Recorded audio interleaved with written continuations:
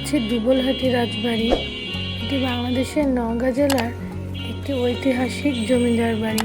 জেলা শহর থেকে প্রায় 6 কিলোমিটার দক্ষিণে ঐতিহ্যবাহী দুবলহাটি গ্রামে এর অবস্থান, যা 18 থেকে 19 শতকে নির্মিত হয়েছিল।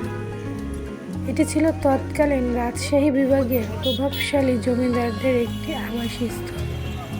নওগাঁর জমিদারদের মধ্যে দুবলহাটির জমিদার হরনাথ অধিক প্রতাপশালী ছিলেন। কথিত আছে, দুবলহাটি জমিদার বংশের প্রতিষ্ঠাতা জগৎরাম একজন লবণ ব্যবসায়ী বাণিজ্য উপলক্ষে দুবলহাটির কাছের গ্রামে এসে বসবাস শুরু করেন এবং বিল অঞ্চলের ইজারাপত্তন গ্রহণ করেন। ধীরে ধীরে তারা প্রচুর জমির মালিক হন। জনশ্রুতি আছে যে এই অঞ্চলে তেমন কোনো ফসল উৎপন্ন না হওয়ায় ভূমামহল অজুহাতে দুবলহাটির জমিদার কই মাছ দিয়ে এর কর পরিশোধ করতেন। মাত্র 22 কাহন কই মাছ কর হিসেবে দিতেন। রাজা কৃষ্ণনাথ রায় লর্ড কর্নওয়ালিসের কাছ থেকে দুবলহাটির সাম্রাজ্য বাঁচানোর জন্য লর্ড কর্নওয়ালিসকে 14,495 টাকা দিয়ে রাজ্য পরিচালনা করার দায়িত্ব গ্রহণ করেন।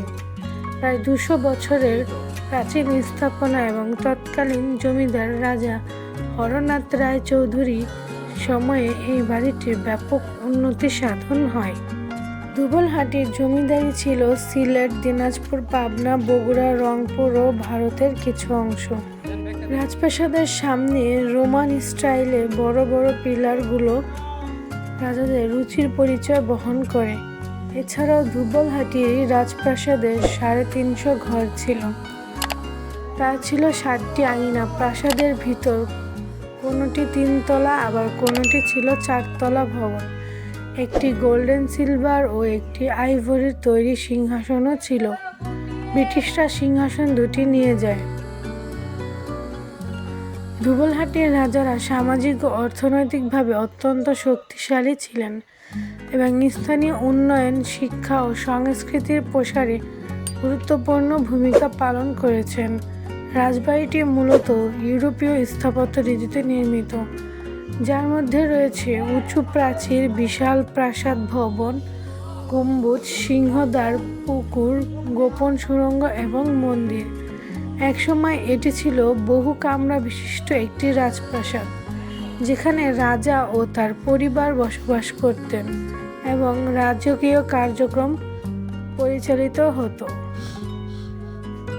ব্রিটিশ শাসনামলের পরে জমিদারি ব্যবস্থার বিলুপ্তির ফলে রাজবাড়ির গুরুত্ব ধীরে ধীরে কমে যায়। তবে এর স্থাপত্য আজও ইতিহাসের এক নীরব সাক্ষী হিসেবে দাঁড়িয়ে আছে। দুবলহাটি রাজবাড়ি থেকে কিছুটা দূরেই হাসাইগাড়ি বিল অবস্থিত। বর্ষাকালে ও শরৎকালে এই বিল পানিতে টইটম্বুর হয়ে থাকে। সূর্যাস্তের সময়ে বিলের নৌকায় করে ভেসে বিলের সৌন্দর্য উপভোগ করতে পারবেন। সকালে গেলে দেখতে পাবেন অসংখ্য শাপলা ও পদ্মফুল। রাজবাড়ি সফরের দিনে হাসাইগাড়ি বিলও ঘুরে আসতে পারেন।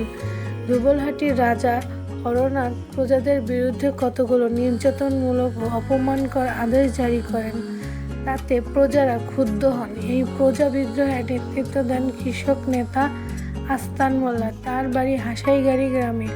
আনুমানিক 90 বছর বয়সে নওগাঁ হাসপাতালে হৃদযন্ত্রের ক্রিয়া বন্ধ হয়ে তিনি মারা যান। 1892 খ্রিস্টাব্দের দিকে জমিদারি প্রথা বিলুপ্ত হওয়ার পর রাজা হরনাথ রায় সপরিবারে চলে যান ভারতে। রাজবংশের স্মৃতিস্বরূপ থেকে যায় বিশাল সুরম্য অট্টালিকা দুবলহাটি রাজবাড়ি। পরবর্তীতে এটি সরকারি সম্পদ হিসেবে প্রত্নতত্ত্ব বিভাগ নিজেদের অধীনে নেয়। এটি ছিল দুবলহাটি রাজবাড়ির সংক্ষিপ্ত ইতিহাস। আমার আজকের ভিডিওটি এখানেই শেষ করছি। পরবর্তী ভিডিওর আপডেট পেতে বেল আইকনটি অন করে রাখবেন এবং আমার চ্যানেলটি সাবস্ক্রাইব করে দিবেন। লাইক, কমেন্ট, শেয়ার করে পাশে থাকবেন।